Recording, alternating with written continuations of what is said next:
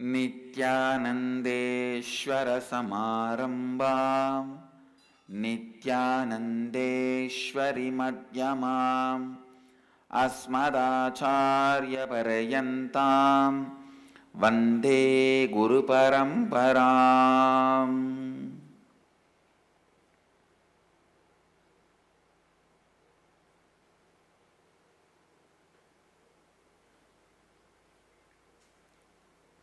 I welcome all the devotees, disciples, Samajis, Satsangis, Srimahans, Mahans, Tanidars, Kotaris, sitting with us all over the world through Nithyananda TV, Sadhana TV, and two-way video conferencing, having Naina Diksha all over the world.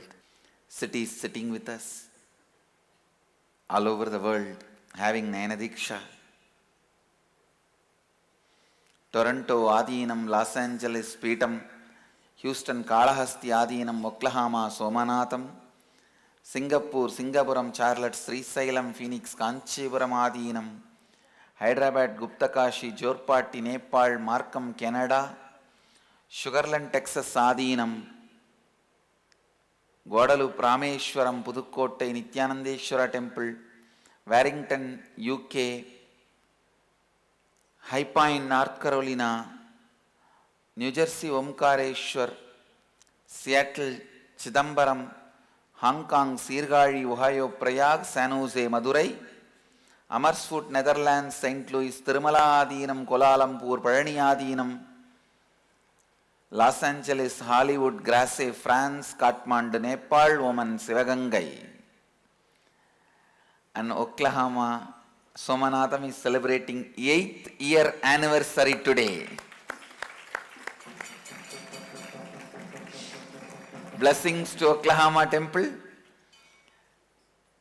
Great. I accepted all the Nivedyams you offered. And blessings for bhajans and all the public programs. My blessings. As I always said, Oklahoma deities are the most happiest deities in our Sangha. And they are happy to receive all your worship. And I am also happy to receive all your devotion and worship. Temple will flourish in a full-fledged way and it will become like a real Somnath temple. My blessings. And make all your space into reality. Tatast. Be blissful. Yes. And I also have some more temple announcements. November 4th, Mahaparinirvana Day, when my biological father achieved enlightenment and left the body.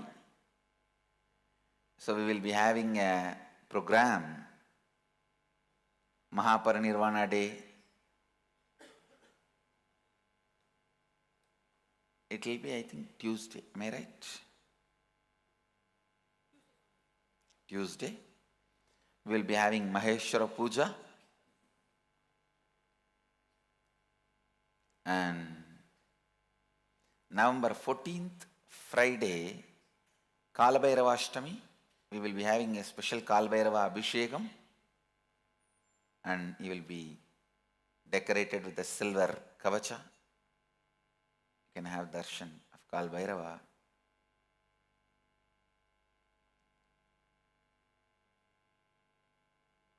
All right. This time we built Samadhi for my biological father and grandmother, maybe both Mahants, Bridi Mahant and Tiruvannamali Mahant, if they plan. All the Swamis we can all go there, including me, and have Maheshwara Puja there. In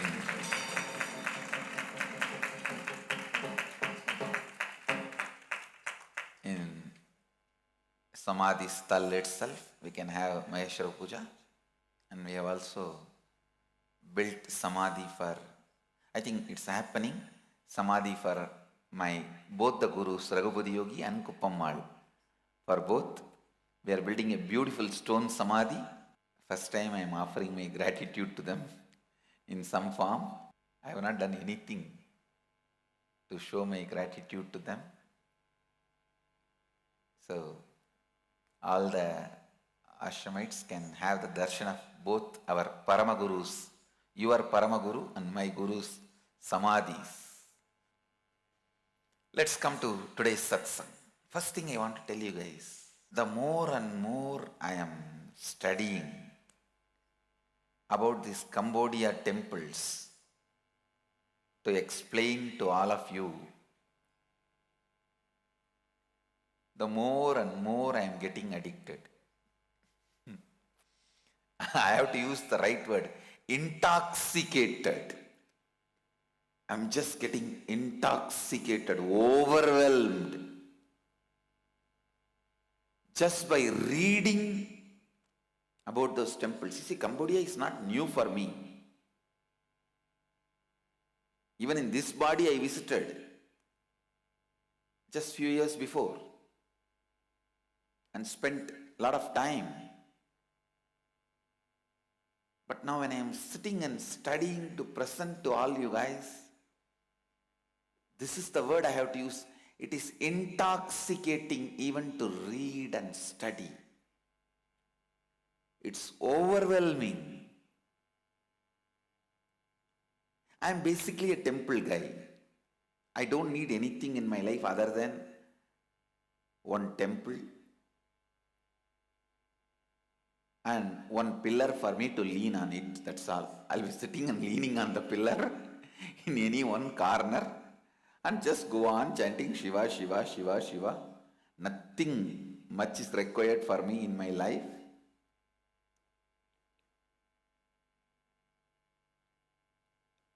When I feel I sat too long, I'll just go around the temple. When I feel I walked enough, I want to sit, I'll sit in that corner again and chant Shiva, Shiva, Shiva.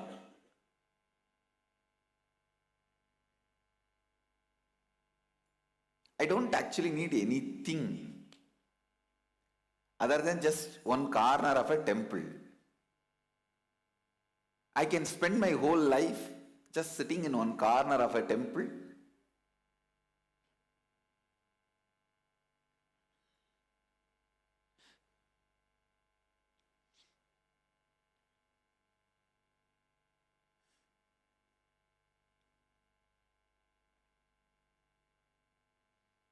Because I am a temple person. Even this Buddhist temple, that is the way I am building. I am not building for anybody, I am just building it for me. So whenever I feel like walking, I'll just go round, go round, go round, go round. When I feel like sitting, I'll just sit and gaze the deity. That's all. If some temple allows me to spend my whole day, whenever I find time, in the temple, I will not even build my own temple.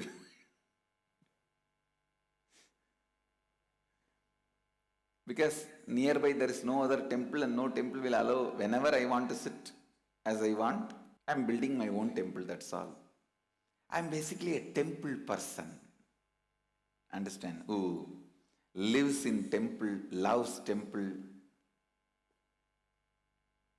So it's almost like a feast for me. When I am reading about this Cambodia, I tell you guys, it is not just feast. For all you guys, it is going to be feast.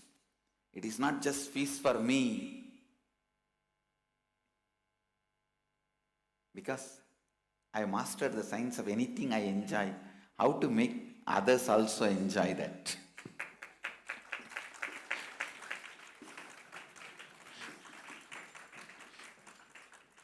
If I am enjoying Advaita, I know how to cook that and serve to you.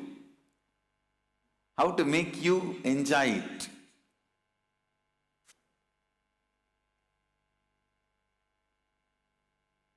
Same way, these temples,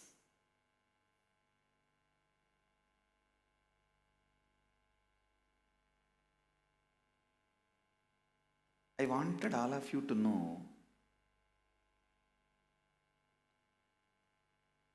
just the knowledge of architecture construction is not enough to build a temple. It needs tremendous inspiration, excitement, enthusiasm. Please understand. Architectural knowledge and one person's greed is enough to build palaces. If that person is able to pay you or frighten you, you will build palaces, pyramids. That's the way pyramids are built. Pyramids are built by the people who are frightened. Palaces are built by people who are greedy.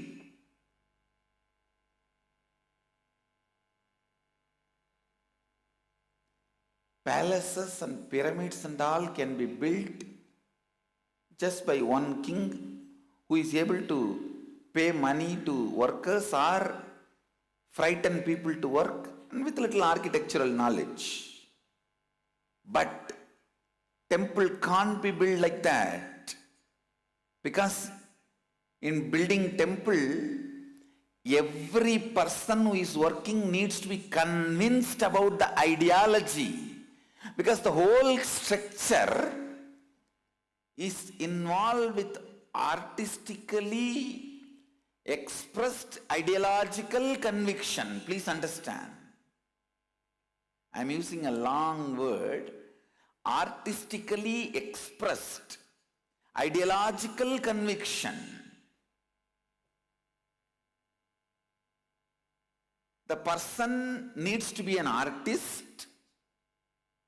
He needs to have the skill to express his artistic visualized capabilities, his visualization, and above all, he needs to be convinced about the ideology from which those visualizations are coming out.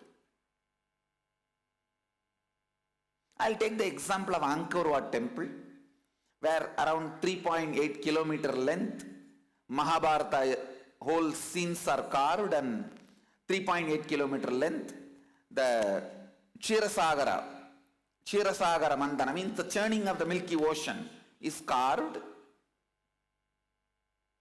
Let's take the example of that sculptors. 3.8 kilometer means, based on the way we are working with machineries, in those days without machineries, at least at a time,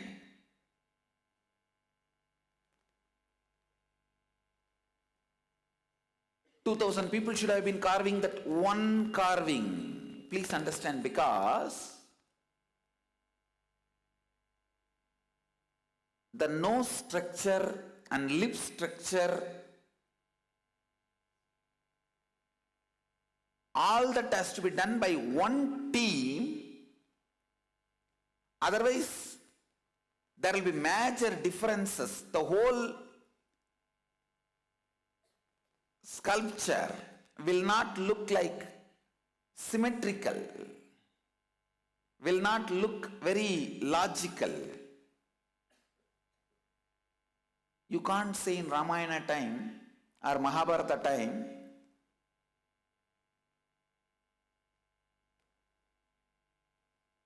one group was having a nose different way, another group was having two head.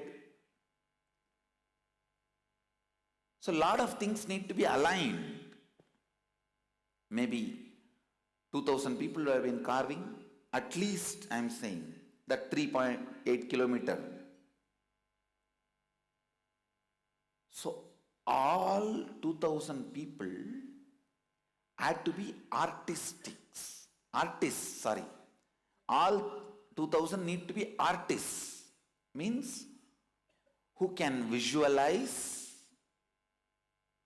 and express what they visualized in their carving. And all 2,000 need to be educated about the story. Please understand, if all of them are not educated about the story, the carving will not come perfectly. You can't say, this bit you carve, This man should look like this, and this bit you carve, this man should look like this. You can't give job like that for all the 2000.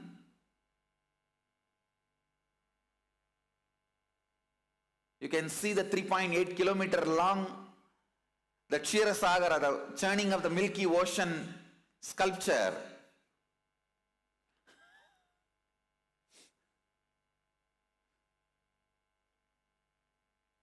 You can't say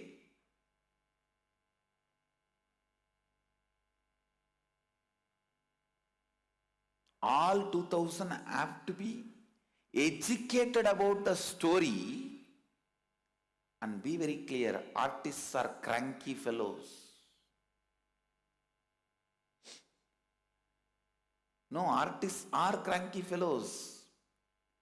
Maybe a Xerox machine will not be cranky, but a printer will always be cranky, understand? Artists are not Xerox machines, they are printers.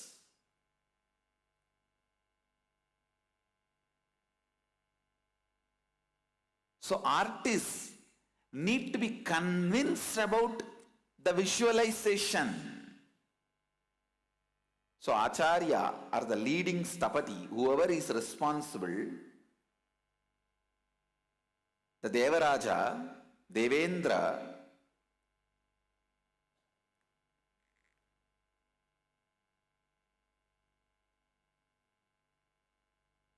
whoever is building, please understand, he has to convince all the 2000 people about that sculpture. And people will have questions. Who knows whether it happened or not? Why are we spending our time? And one more thing, carving is a very difficult job. Not like sitting and doing completion or doing some Advaitic visualization or doing some puja. Very easy. Just take a flower, soak into the sandal, and while you are offering, you will also be smelling it. For a person who is doing this job, believing Advaita is very easy, because believing in Advaita is only going to make him live in a perfume and scent and a happy, comfortable life. But for a sculptor, that is not the case.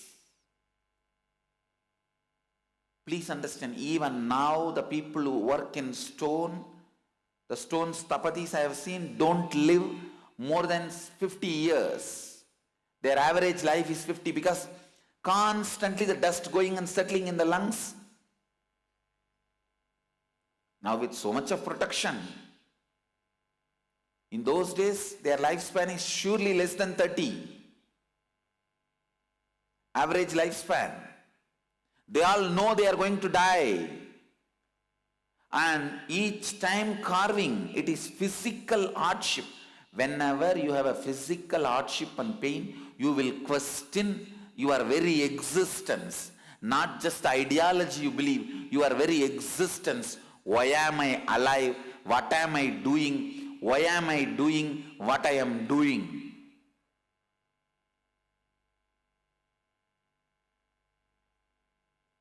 In our Sangha, even these pujaris who are offering flowers are thinking, why am I doing? What am I doing? Why am I living? What am I? I'm just talking about the one wall sculptor, what all can happen. So 2000 people need to be ideologically convinced about this visualization of churning the Milky Ocean. Is it an easy joke? Convincing 2000 people at a time? As I said, slaves cannot build these temples. It is not dead pyramid. It's a living temple. Slaves can't build it. So all 2000, when they express the artistic intelligence from emotionally convinced ideological space. So all 2000 first need to be convinced about that Advaitic truth, then about this Purana, then that visualization has to happen in all 2000 in a same way, because there is no other model from which they can carve.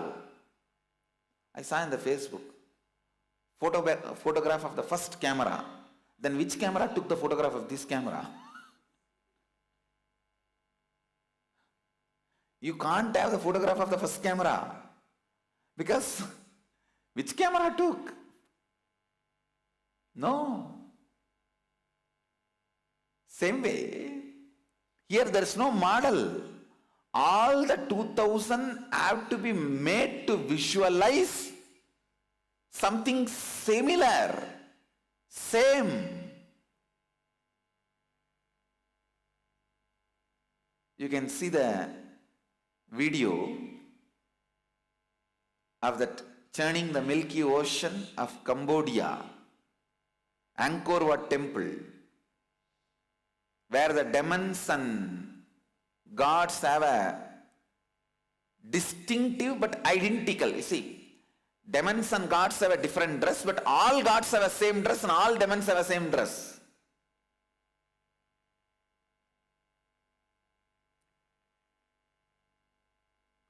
And the whole scene is described. Above angels, below the fishes and ocean animals.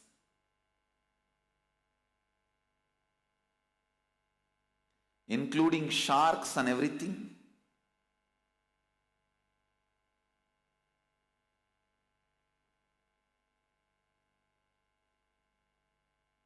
I am wondering, first of all, for 2000 people, they should have had a classroom.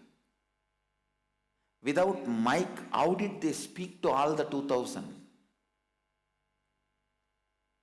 Was it a batch by batch training?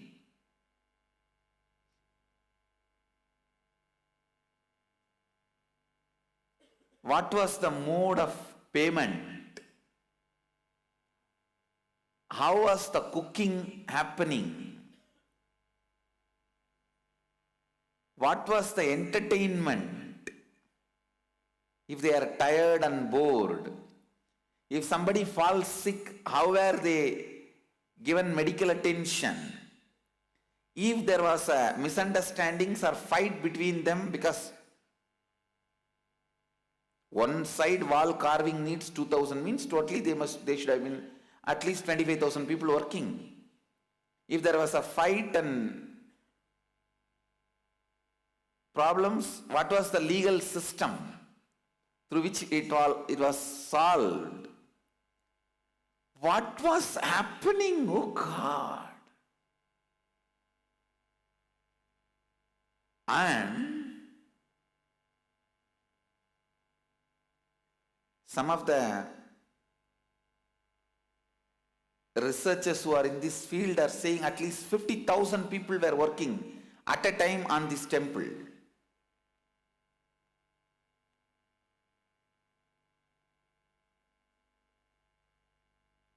Understand, it means they will have to create a Sangha first, community, where this ideology is experientially lived.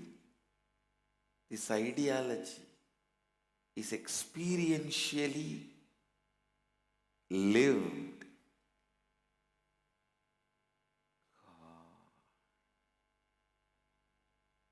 Just trying to visualize how the whole community would have been.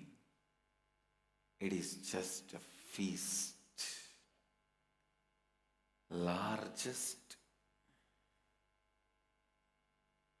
religious structures ever built. This temple building was going on like a spree. That is the right word I use. I think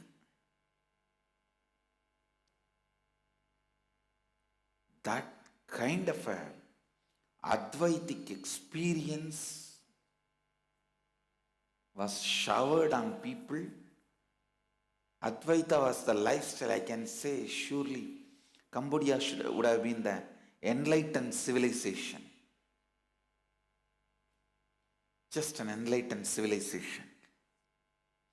I'll continue expanding on wonder called Cambodia.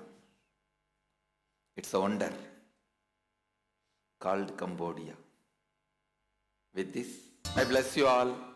Let you all radiate with integrity, authenticity, responsibility, and enriching and causing eternal bliss.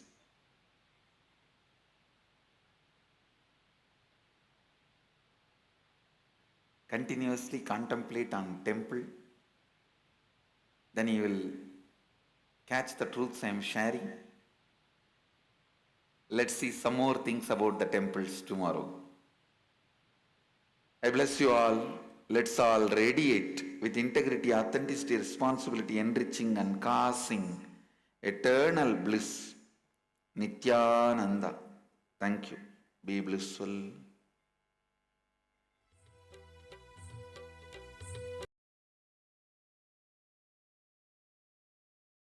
Nithyananda Dhyanapitham, Nithyananda Nagar, off Mysore Road, Bidadi, Bengaluru. Phone 08027279999. www.nithyananda.org. www.youtube.com/Life Bliss Foundation.